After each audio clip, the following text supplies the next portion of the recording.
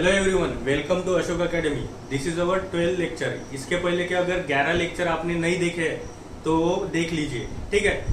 तो देखो, आज का अपना टॉपिक है phasor diagram of ideal transformer on no load condition. मतलब सेकेंडरी ट्रांसफार्मर के सेकेंडरी में कोई लोड कनेक्ट है क्या? नहीं। और अपना ट्रांसफार्मर कैसे? आइडियल ट्रांसफार्मर, ठीक है। तो देखो, फेजर डायग्राम अपन क्यों यूज करते हैं? तो एक से ज्यादा साइन वेव निकालना ये थोड़ा कंबरसम जॉब होगा। इसके लिए अपने एफर्ट कम करने के लिए अपन क्या करते हैं? फेजर डायग्राम निकालते हैं, ठीक है। तो देखो, phasor diagram of transformer start करने से पहले जो पॉइंट अपन ने पहले कुछ लेक्चर में देखे हैं और फेजर डायग्राम का जो बेसिक होता है वो पहले अपन देखेंगे, ठीक है। तो देखो, सम इंपॉर्टेंट पॉइंट।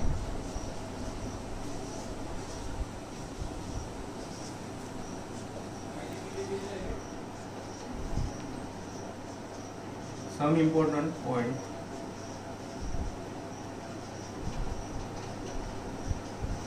देखो, हमेशा अपन फेजर डायग्राम निकालते वक्त एक रेफरेंस लाइन लेते हैं, ठीक है, रेफरेंस। और अपन जो फेजर निकालते हैं is in the form of vector, ठीक है, is in the form of vector. और ये जो लेंथ है ये दिखाती है आरएमएस वैल्यू और कुछ केस में पीक वैल्यू।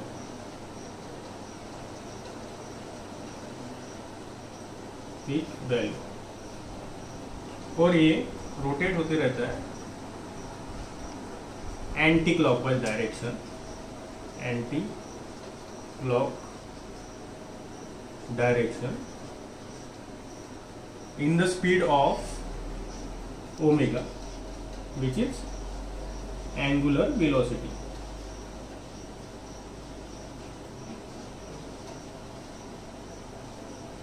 ठीक है। फिर देखो, कौन सी क्वांटिटी लीड करती है, कौन सी क्वांटिटी लैग करती है, इसमें बहुत लोगों को कंफ्यूजन है। तो देखो, इसके लिए सिंपल एक चीज कर सकते हैं अपन, क्लॉक के साथ कंपेयर करो। जैसे कि मैंने एक फेजर डायग्राम निकाली, ये ले लिया VA और ये है VB, ठीक है। तो फिर लोगों को कंफ्यूजन होती है कि कौन सी क्वांटिटी लीड कर रही है, कौन सी क्वांटिटी लैग कर रही है, ठीक है। तो देखो, सीधा देखना, ये अपनी क्या है? क्लॉक 12, 6, 3।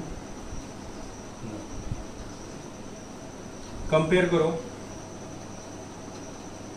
समझ लो ये 3 बजे, तो ये कितने बजे रहेंगे? 12 या इसके बीच में अगर समझ लो 2। तो पहले कौन सी क्वांटिटी आई होंगी? मतलब पहले कौन सा टाइम होगा? 2 बजेंगे या 3 बजेंगे? 2 बजेंगे, ऑब्वियस बात है।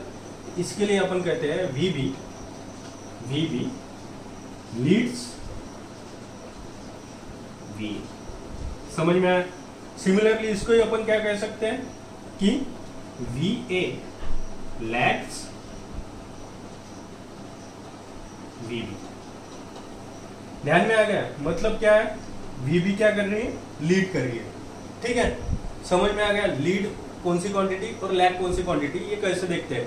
तो अपन सिंपली ये क्लॉक के साथ भी कंपैरिजन कर सकते हैं, ठीक है। ये ऐसी कुछ डायग्राम है, इसलिए मैंने ये 2 ले लिया, ठीक है। मतलब ये पहले है VB, उसके बाद में VA। मतलब यहाँ पे क्या कह सकते हैं? VB लीड्स द VA, ठीक है। ये हो गया एक कंसेप्ट।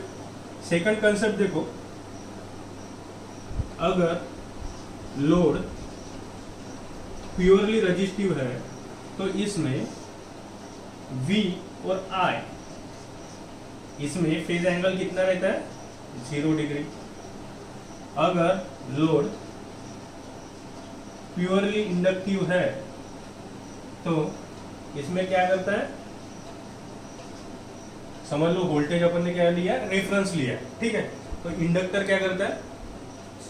चेंज इन करंट को क्या करता है, अपोज करता है। मतलब करंट क्या रहता है इधर, lag with 90 degree,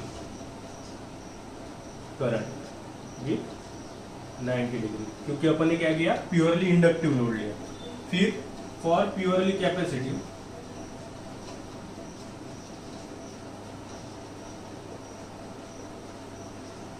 purely capacitive, और ये सब क्या है, फेजर है, सब क्या है, फेजर है, ठीक है।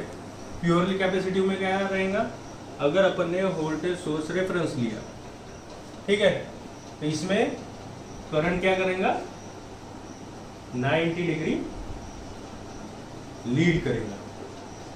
समझ में आ गया। यहाँ पे लीडिंग क्वांटिटी कौन सी है, करंट, ठीक है ना, 12 पहले बजेंगे, इसलिए करंट क्या है, लीडिंग क्वांटिटी। यहाँ पे करंट क्या है, लैगिंग, यहाँ पे क्या है, इन फेज, मतलब फेज डिफरेंस कितना है, 0। तो दो कंसेप्ट और है, एक अगर if one quantity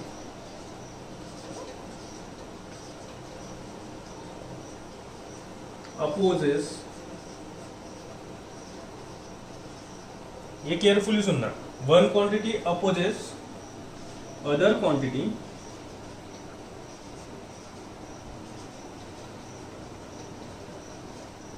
the phase difference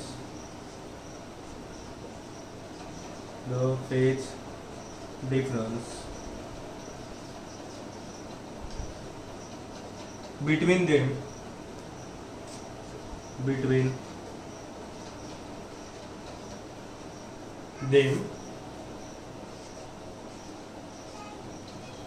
is 180 degree.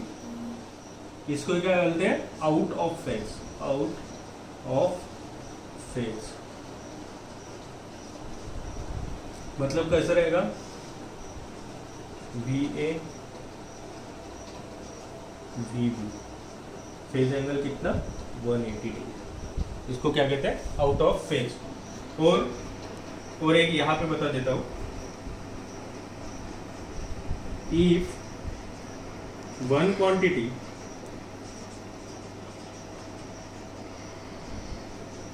opposes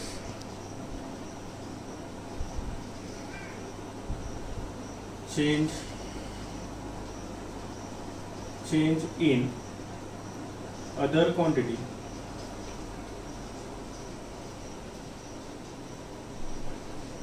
then phase angle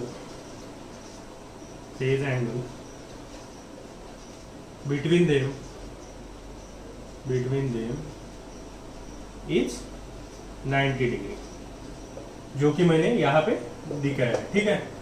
in phase, out of phase और क्वाड्रेचर, ये तीन चीजें समझ में आ गई, ठीक है। और इसके बाद कौन सी क्वांटिटी लीड करती है, कौन सी क्वांटिटी लैग करती है, ये चीज से समझ में आ गई। अभी अपन देखेंगे फेजर डायग्राम। चलो अभी अपन फेजर डायग्राम देखेंगे। तो देखो, ये अपना है ट्रांसफॉर्मर। अभी यहाँ पे ध्यान में रखो, अपन ने क्या कंसीडर किया है, आइडियल ट्रांसफॉर्मर। तो फिर इन आइडियल ट्रांसफॉर्मर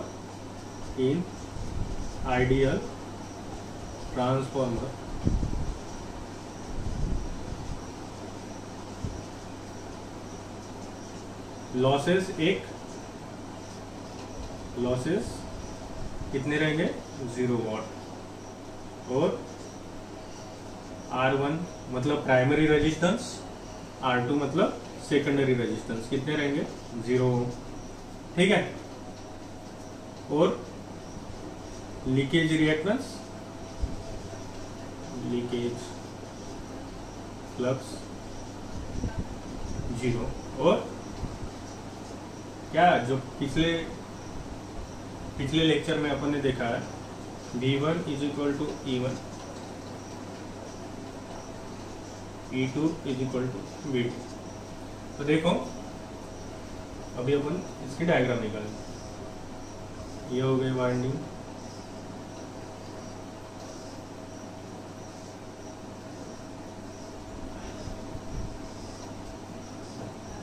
अपनी कंडीशन क्या है, नो लोड, मतलब ये साइड ओपन रखना, ठीक है।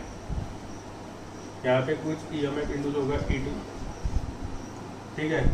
जो I2 करंट जाएगा वो कितना जाएगा, 0 जाएगा, ठीक है। यहाँ पे अपन ने क्या दिया, सप्लाई वोल्टेज दिया V, इसके कारण कुछ करंट फ्लो होगा जो कि सिर्फ मैग्नेटाइजिंग करंट फ्लो होगा, देखेंगे क्यों होगा तो, ठीक है।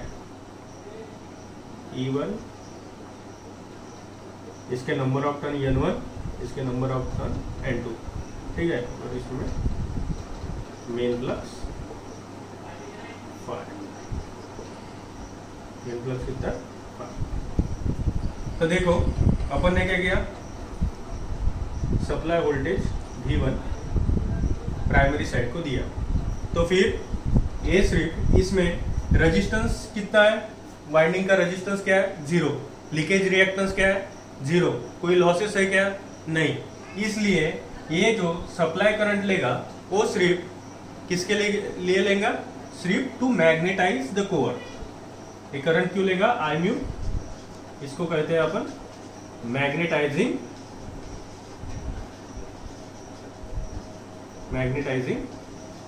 करंट, ये सिर्फ इतना करंट लेगा, ठीक है। तो फिर देखो अभी अपन क्या करेंगे, फेजर डायग्राम निकालेंगे। पहले रेफरेंस ले लिया अपन ने, ये है V1, ठीक है, सप्लाई वोल्टेज, फिर इसके कारण क्या होगा, मैग्नेटाइजिंग करंट प्रोड्यूस होगा। तो ये विथ रिस्पेक्ट टू वोल्टेज और मैग्नेटाइजिंग करंट में कितना फेज डिफरेंस होगा। तो देखो ये क्या है, वाइंडिंग मतलब अपन इसको क्या कंसीडर करते हैं, वाइंडिंग को कंसीडर करते हैं R प्लस JXL लोड, ठीक है, मतलब इंडक्टिव लोड, ठीक है। लेकिन ये कैसा ट्रांसफार्मर है, आइडियल ट्रांसफार्मर, तो R की वैल्यू क्या होगी, 0 प्लस JXL, मतलब ये प्योरली क्या है, इंडक्टिव, ठीक है, प्योरली इंडक्टिव है। इसलिए अप्लाइड वोल्टेज फॉर अपन ने देखा है इसके पहले, for applied voltage in inductor current lags the voltage, ठीक है, बाय 90 डिग्री, क्योंकि प्योरली इंडक्टिव है, मतलब ये आएगा I मैग्नेटाइजिंग करंट, ठीक है। इस मैग्नेटाइजिंग करंट की वजह से क्या होगा, अपना फ्लक्स सेटअप होगा, इसलिए मैग्नेटाइजिंग करंट और फ्लक्स इसके बीच में फेज एंगल कितना रहेगा, 0, ठीक है। यहां पे समझ में आ गया, यहां तक समझ में आ गया। फिर अपने प्रीवियस क्लास में देखा है ईएमएफ इक्वेशन 4.44 F5M, तो उसमें देखा था जो प्राइमरी और सेकेंडरी में ईएमएफ इंड्यूस होता है वो फ्लक्स के 90 डिग्री कैसे रहता है, लैग रहता है।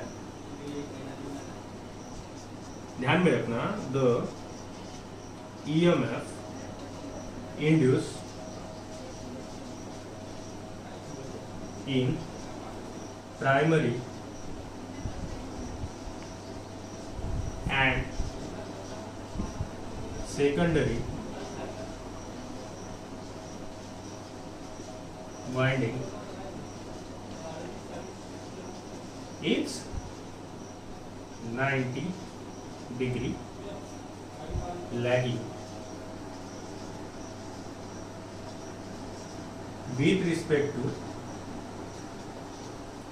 flux। ठीक है, ये अपन ने प्रीवियस क्लास में देखा था, इसलिए मैं कहते रहता हूँ कि अगर इसके पहले के लेक्चर नहीं देखे होंगे तो देखिए और शॉर्ट में अपने नोट्स मेंटेन कीजिए, ठीक है। नोट्स के लिए टेलीग्राम चैनल की लिंक मैं इस वीडियो के डिस्क्रिप्शन में डाल दूंगा, वो रेफर करना है, ठीक है। तो देखो फिर इंड्यूस्ड ईएमएफ क्या करेगा, फ्लक्स के विथ रिस्पेक्ट टू क्या रहेगा, लैगिंग। ये हो गया E1 मतलब प्राइमरी इंड्यूस वोल्टेज, और ऐसे समझ लो कि ये स्टेप डाउन ट्रांसफार्मर है, मतलब N2 less than N1। N2 N1 क्या है, नंबर ऑफ टर्न्स है, तो ऐसे समझ लो कि number of turns on secondary side कम है पहले से, ठीक है। तो फिर जो EMF इंड्यूस होगा सेकेंडरी में वो E2, इससे कम। तो देखो मैंने पहले ही बताया था V1 और E1, जो मैंने आउट ऑफ फेज की कंडीशन बताई थी 180 डिग्री फेज डिफरेंस की कंडीशन बताई थी। इसमें क्या करते थे, वन क्वांटिटी अनदर क्वांटिटी क्या करती थी, अपोज करती थी, ठीक है। तो इसको ही अपन वेक्टर में लिख सकते हैं, ये सब क्या है, वेक्टर है। इसको क्या लिख सकते हैं, -E1, ठीक है। तो देखो 90 डिग्री ये है अपना लोड एंगल, ठीक है। ये हो गई phasor diagram for ideal transformer on no load, ठीक है। समझ में आ गया।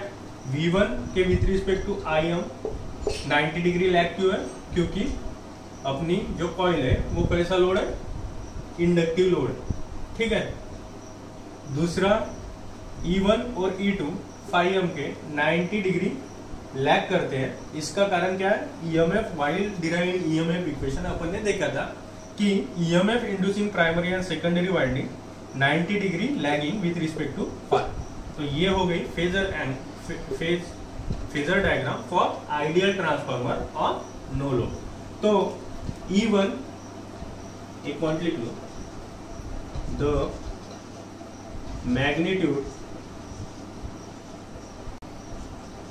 magnitude of induced EMF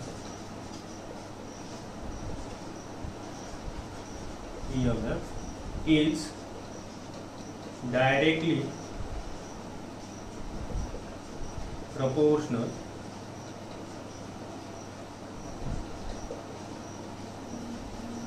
to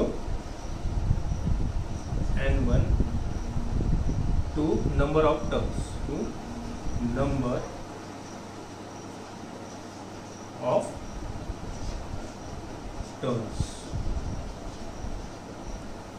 ठीक है।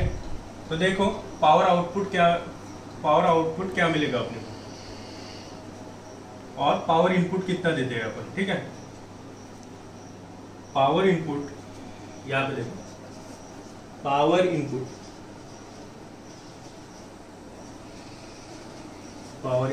Is equal to PE is equal to V1 I1 cos phi. तो यहाँ पे फाई की वैल्यू कितनी है, 90 डिग्री। cos 90 डिग्री क्या होता है, V1 I1 cos 90 की वैल्यू क्या होती है, 0, देयरफॉर 0 वॉट। और P आउटपुट